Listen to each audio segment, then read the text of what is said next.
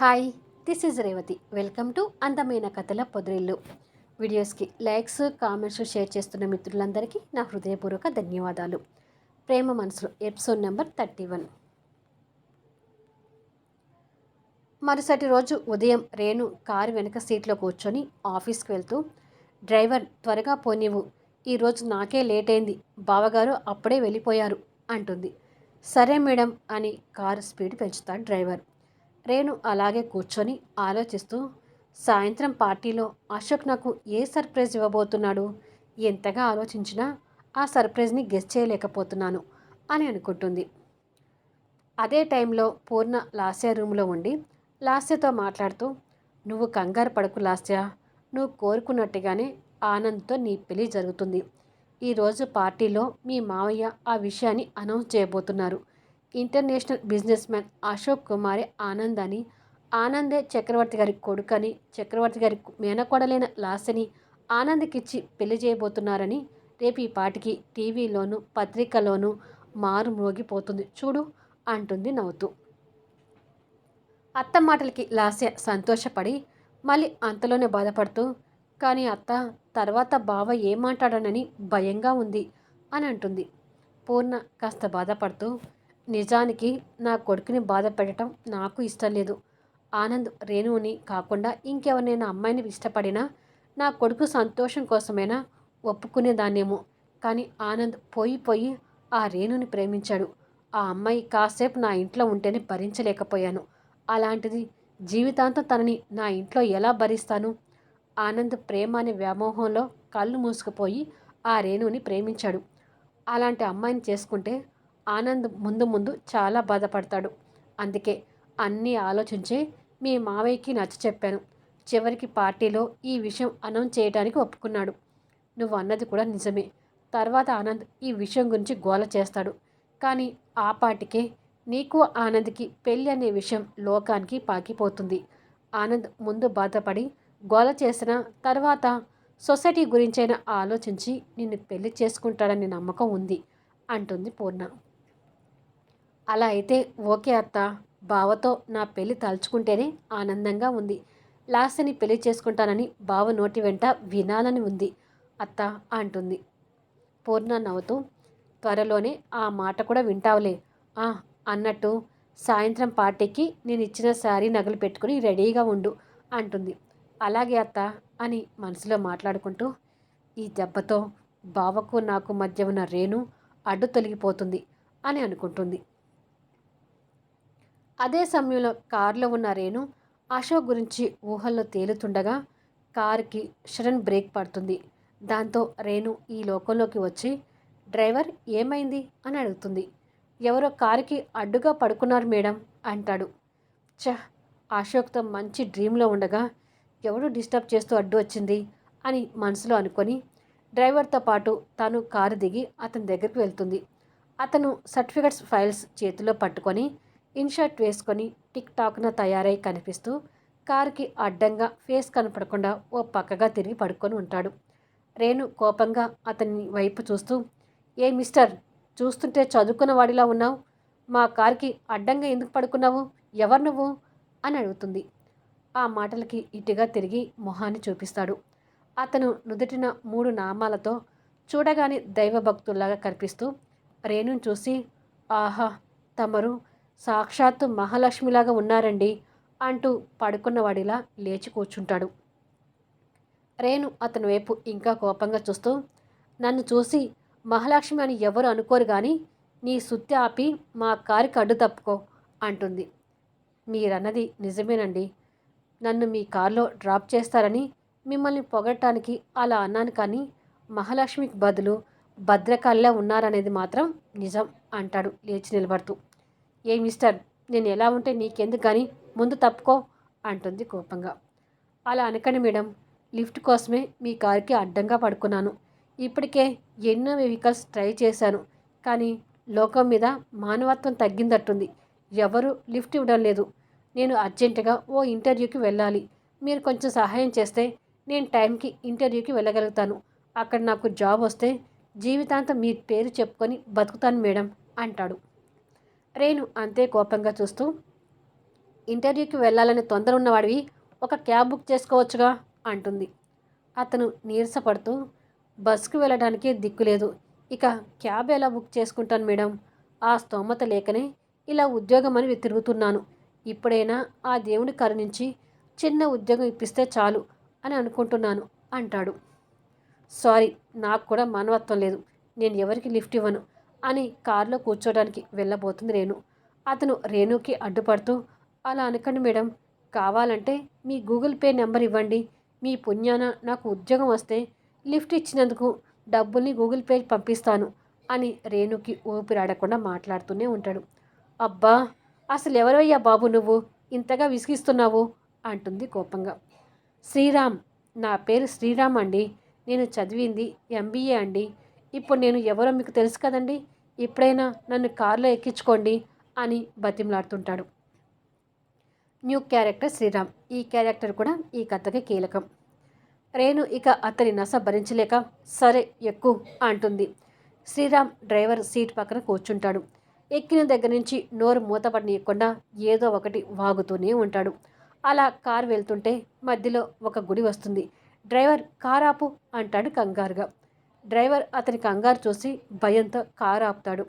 ఎందుకు కారు ఆపమన్నావు అంటుంది రేణు కోపంగా చూస్తూ. ఇక్కడ గణేశుడి గుడి ఉంది మేడం, గణేశుడికి దండం పెట్టుకోవాలి అని కారు దిగుతాడు. రేణుకి అతని వాలకం చూస్తుంటే చిర్రెక్కుతుంటుంది. శ్రీరామ్ కారు దిగి గుడి బయట నుండి ఏవో మంత్రాలు చదువుకుంటూ దేవుడికి నమస్కరించి చెంపలు కొట్టుకుంటూ ఉంటాడు. తిరిగి మళ్ళీ కారు ఎక్కుతాడు. ఇలా కనపడే ప్రతి గుడి దగ్గర కారు ఆపమని చెప్పి దండాలు పెడుతుంటాడు. ఇక రేణుకి శ్రీరామ్ మీద కోపం పెరిగి ఒక గుడి దగ్గర అతను దిగి దండం పెట్టుకుంటూ ఉంటే ఇక అతను వదిలేసి కారు పోనివ్వు డ్రైవర్ అని అంటుంది. మరుక్షణమే కారు ముందుకు వెళ్ళిపోతుంది. శ్రీరామ్ దండం పెట్టుకొని వెళ్తున్న కారు చూసి మేడం మేడం, నా సర్టిఫికెట్స్ కారులోనే ఉన్నాయి అని కారు వెంట పడుతుంటాడు. రేణు అతని గురించి పట్టించుకోకుండా వెళ్తుంది. అతను కారు వెంట పరిగెత్తి పరిగెత్తి ఇక ఆయాసంతో ఆగిపోతాడు. కారు ఆఫీస్కి చేరుకొని రేణు ఆఫీస్ లోపలికి వెళ్తుంటే మేడం, అతను సర్టిఫికెట్స్ కారులోనే మర్చిపోయాడు అని డ్రైవర్ సర్టిఫికెట్స్ ఉన్న ఫైల్ తీసుకొని రేణు దగ్గరికి వస్తాడు. రేణు ఆ ఫైల్ వైపు చూసి అయ్యో, అతను ఇంటర్వ్యూకి వెళ్తున్నాడు, పైగా జాబ్ కోసం అతనికి చాలా అవసరంలా ఉంది, పాపం ఇప్పుడు నా కారణంగా ఇంటర్వ్యూ మిస్ అవుతున్నాడు అని ఆలోచించుకొని మన కార్ నెంబర్ చూస్తే అడ్రస్ తెలుసుకొని రావచ్చు, ఒకవేళ అతను అలా వస్తే నా దగ్గరికి పంపించు అని ఆ ఫైల్ తీసుకొని లోపలికి వెళ్తుంది. రిసెప్షనిస్ట్ రేణుని చూడగానే గుడ్ మార్నింగ్ మేడం, ఒకసారి వెళ్ళి వంశీ సార్నంట కలవండి, రాగానే కలవమని చెప్పారు అంటుంది.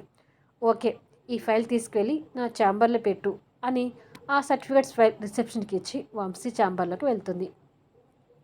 వంశీ అశోక్తో ఫోన్ మాట్లాడుతూనే క్యాబిన్లోకి వచ్చిన రేణుని కూర్చోమని సీట్ చూపిస్తూ త్వరగానే వచ్చేస్తాం ఫ్రెండ్, మీరు వరీ కాకండి, పార్టీకి వస్తామని చెప్పాక రాకుండా ఉండలేం కదా, ఈవినింగ్ కలుద్దాం, బాయ్ అని ఫోన్ పెట్టేస్తాడు.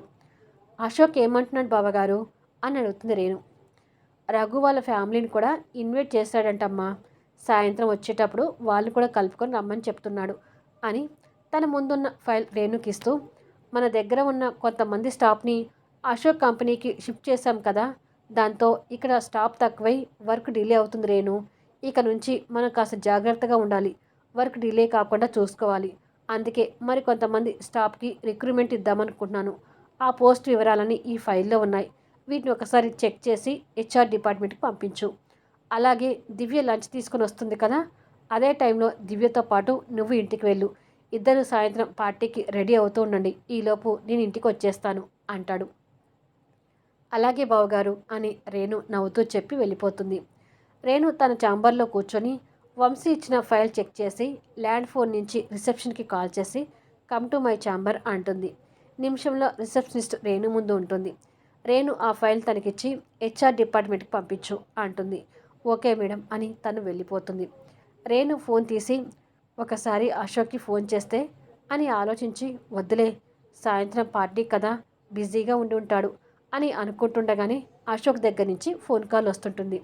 రేణు సంతోషపడుతూ తలుచుకున్నానో లేదో అప్పుడే ఫోన్ చేస్తున్నాడు నా ఆఫీస్ బాయ్ అనుకుంటూ కాల్ లిఫ్ట్ చేసి చెప్పు ఆఫీస్ బాయ్ అంటుంది. అశోక్ వాళ్ళ ఇంటి గార్డెన్లో ఒంటరిగా కూర్చొని నవ్వుతూ నీకు బాగా వెటకారాలు ఎక్కువయ్యాయి. రేపు ఈ పాటికి మోస్ట్ పాపులర్ బిజినెస్ మ్యాన్గా నా గురించి అందరూ చెప్పుకుంటారు. నువ్వు మాత్రం నన్ను ఇంకో ఆఫీస్ బాయ్ అని పిలుస్తున్నావు అంటాడు నవ్వుతూ. తమరు ఎంత బిజినెస్ మ్యాగ్నెట్ అయినా నాకు మాత్రం ఆఫీస్ బాయ్ కానీ. ఇంతకీ సాయంత్రం పార్టీ అరేంజ్మెంట్స్ ఎలా సాగుతున్నాయి అని అడుగుతుంది. కాస్త దూరంలో జగదీష్ ఆ పనులన్నీ దగ్గరుండి చూసుకుంటూ ఉంటే ఈవెంట్ ఆర్గనైజేషన్స్ వాళ్ళు స్టేజీకి ఫ్లవర్ డెకరేషన్ చేస్తుంటారు. అశోక్ వాటి వైపు చూసి బాగా జరుగుతున్నాయి, మా బావ దగ్గరుండి అన్ని ఏర్పాట్లు చూసుకుంటున్నాడు అని అంటాడు. ఇంతలో లాస్య అక్కడికి వచ్చి వాళ్ళ మాటల్ని చాటుగా వింటుంది. ఇంతకీ ఇప్పుడు నేను ఎందుకు గుర్తొచ్చాను ఆఫీస్ బాయ్ అని అడుగుతుంది రేణు. ఖాళీగా ఉన్నాను, ఏవో ఆలోచనలు మనసుని తట్టి గిలిగింతలు పెడుతున్నాయి అంటాడు అశోక్ నవ్వుతూ. ఎదురుగా ఉన్న శ్రీరామ్ ఫైల్ని రేణు ఓపెన్ చేస్తూ, అంతగా మనసుని తట్టే ఆలోచనలు ఏమిటో చెప్తే నేను కూడా ఆ గిలిగింతల్ని ఎంజాయ్ చేస్తాను కదా అంటుంది నవ్వుతూ. అశోక్ నవ్వుతూ, అదే మన ఇద్దరి మధ్య జరిగే రొమాన్స్ గురించి చెప్పమంటావా అని అడుగుతాడు. లాస్య ఆ మాటలు కోపంగా వింటూ చేతిలో ఫోన్ పట్టుకొని చేతులు నలుపుకోలేక చచ్చిపోతుంది. రేణు నవ్వుతూ ఆ ఫైల్ చూస్తూనే, చెప్పమనే కదా నేను అనేది అంటుంది. అదే మనం ముంబైలో ఉన్నప్పుడు రొమాన్స్ చేసుకుంటూ వంట చేసుకునే వాళ్ళం కదా, అవన్నీ గుర్తుకొచ్చి గిలిగింతలు పుడుతున్నాయి అంటూ రేణుకి ఆ విషయాలు చెప్తుంటాడు. రేణు అశోక్ మాటలు విని నవ్వుతుంటే అక్కడ అశోక్ వెనుక ఉన్న లాస్య అసూయతో చచ్చిపోతుంటుంది. లాస్య అలా అసూయతో చేతులు పిసుకుంటూ, మాట్లాడుకోండి, ఎంత మాట్లాడుకున్నా ఈ ఒక్కరోజే కదా అని అనుకుంటుండగా చేతిలో ఉన్న ఫోన్ జారి కింద పడుతుంది. అశోక్ ఆ సౌండ్ విని వెనుకకు తిరుగుతాడు. లాస్య అశోక్ని చూసి కంగారుగా కింద పడిన ఫోన్ తీసుకుంటుంది. అశోక్ అనుమానంతో లాస్యని చూస్తూ, నేను తర్వాత ఫోన్ చేస్తాను రేణు అని ఫోన్ కట్ చేసి లాస్య వైపు చూసి, ఎంతసేపు అయింది నువ్వు ఇక్కడికి వచ్చి అని అడుగుతాడు. లాస్య కంగారు పడుతూ, ఇప్పుడే వచ్చాను బావా, అత్త నిన్ను రమ్మంటుంది అని చెప్పి వెళ్ళిపోతుంది. అశోక్ అనుమానంగా వెళ్తున్న తన వైపు చూస్తూ, అబద్ధం చెప్తున్నావని నీ మొహం చూస్తే అర్థమవుతుంది లాస్య అని అనుకుంటాడు. అశోక్ సడన్గా ఫోన్ కట్ చేయడం చూసి, ఇంత సడన్గా ఫోన్ కట్ చేశాడేంటి అని అనుకొని ఫోన్ పక్కకు పెట్టి శ్రీరామ్ సర్టిఫికెట్ చూస్తుంటే ఇతను బ్రిలియంట్ స్టూడెంట్ అని అర్థమవుతుంది, కానీ పెద్ద నసగాడు అని అనుకుంటుంది. సాయంత్రానికి పార్టీ స్టార్ట్ అవ్వబోతుంది. బంధువులు స్నేహితులు అప్పుడప్పుడే చేరుకుంటున్నారు. అశోక్ రోజులా కాకుండా కండలు తిరిగి ఉన్న శరీరానికి సింపుల్ వైట్ కలర్ లాల్చీ పైజామా ధరించి గాలికి ఎగురుతున్న క్రాప్తో మొహానికి ఉన్న అందంతో పాటు పెదవుల మీద చిరునవ్వుతో తెచ్చుకున్న మరికొంత అందంతో అందరి చూపులు తమ వైపుకు తిప్పుకుంటూ నవ్వుతూ పలకరిస్తున్నాడు. టీనేజ్ అమ్మాయిలకు అశోక్ వాళ్ళ కలల రాకుమారిగా గ్రీకు వీరుడిగా కనిపిస్తూ వాళ్ళ మనసుల్ని ఇట్టే కొల్లగొడుతూ, ఆహా ఏమున్నాడే, చేసుకుంటే ఇలాంటి 6 అడుగుల అందగాన్ని పెళ్లి చేసుకోవాలి అని ఒకరు, నాకైతే ఆ పాల బుగ్గలు కొరికేయాలనిపిస్తుందని మరొకరు, నీకు బుగ్గలు కొరకాలనిపిస్తుందేమో, నాకు మాత్రం నా పెదవులతో తన పెదవుల్ని నలిపేయాలనిపిస్తుందని ఇంకొకరు, ఇలా వాళ్ళ అభిప్రాయాలను చెప్పుకుంటూ ఉంటారు. కొంతమంది గ్రేట్ పర్సన్స్ అశోక్కి షేక్ హ్యాండ్ హగ్తో పరిచయం చేసుకొని, మీ గురించి చాలాసార్లు విన్నాం, కానీ మీరు మా చక్రవర్తి కొడుకని విని ఆశ్చర్యపోయాం అంటూ మాట్లాడుతుంటారు. మరొక పక్క చక్రవర్తి గారు, పూర్ణ, భారతి, జగదీష్, లాస్య వచ్చిన స్నేహితుల్ని బంధువుల్ని రిసీవ్ చేసుకొని వాళ్ళతో మాట్లాడుతూ ఉంటారు. లాస్య వాళ్ళ అత్త ఆజ్ఞతో నిండు చీరకట్టులో తయారవుతుంది.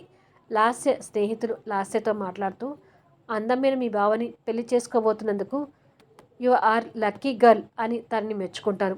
మరొక ఫ్రెండ్ మాట్లాడుతూ, నిజమే, మీ బావ సినిమా హీరోలా కనిపిస్తున్నాడు, ఒకవేళ మీ బావకి నువ్వు నచ్చకపోతే మాకు చెప్పు, మేము ట్రై చేసుకుంటాము అని అంటుంటారు. ఏయ్, ఈ లాస్య ఉండగా మా బావని ఇంకెవరికైనా దక్కయిస్తానా అని అంటుండగా వంశీ కారు వస్తుంది. లాస్యతో పాటు అశోక్ కూడా ఆ కారు చూస్తాడు. ఎక్స్క్యూజ్ మీ అని ఎదురుగా ఉన్న వారికి చెప్పి వంశీ కార్ దగ్గరికి వస్తుంటాడు అశోక్. కారులో నుంచి రఘుతో పాటు ఆ ముగ్గురు కూడా దిగుతారు. రేణు లైట్ పింక్ కలర్ చుడీదార్లో అశోక్కి తగ్గట్టుగా అందంగా తయారై పట్టు లంగాలో బుట్ట బొమ్మలా తయారు చేసిన పింకీని ఎత్తుకొని కార్ దిగుతుంది. ఇక అందాల రాశి దివ్య గురించి అయితే చెప్పనవసరం లేదు. ఖరీదైన గ్రీన్ కలర్ శారీలో మెడలో సింపుల్ జ్యువెలరీ, చేతి నిండా మ్యాచింగ్ గాజులతో నిండుతనం ఉట్టిపడుతూ కనిపిస్తుంది. వంశీ కూడా రోజులా కాకుండా స్పెషల్గా హ్యాండ్సమ్గా కనిపిస్తుంటాడు. లాస్య ఫ్రెండ్స్ వంశీ జంటను చూసి, ఎవరు ఆ బ్యూటిఫుల్ కపుల్, మీ బావ వాళ్ళకి అంత ఇంపార్టెన్స్ ఇస్తూ ఎదురు వెళ్తుంటే మీ బావకు వారు స్పెషల్ గెస్టులా అని అడుగుతారు. లాస్య వాళ్ళ మాటలకి కోపంగా మూతి తిప్పుకుంటుంది. అశోక్ నవ్వుతూ వాళ్ళ దగ్గరకు వచ్చి, మీకోసమే ఎదురు చూస్తున్నాను, ఇంత లేటుగా వచ్చారేంటి అంటూ రేణు చేతిలో నుంచి పాపని తీసుకుని ఎత్తుకుంటాడు. ఈ ఆడవాళ్ళు తయారు కావడం అంత తొందరగా అవుతుందా ఫ్రెండ్? త్వరగా కానివ్వండి అంటే మీరు ఆడవారిగా పుట్టి ఉంటే తెలుస్తుందని సెటైల్ వేస్తున్నారు అంటాడు వంశీ నవ్వుతూ. వంశీ మాటలకు దివ్య రేణు చిన్నబుచ్చుకున్నట్టుగా మొహాలు పెడితే అశోక్ రాఘు నవ్వుతుంటారు. ఈ వీడియోపై మీ అభిప్రాయాలు తెలుపుతూ కామెంట్స్ ఇవ్వండి. అలాగే లైక్స్ ఇచ్చి సపోర్ట్ చేయండి. మళ్ళీ నెక్స్ట్ వీడియోలో కలుద్దాము. ఆ సర్ప్రైజ్ ఏంటి అనేది నెక్స్ట్ వీడియోలో రావచ్చు.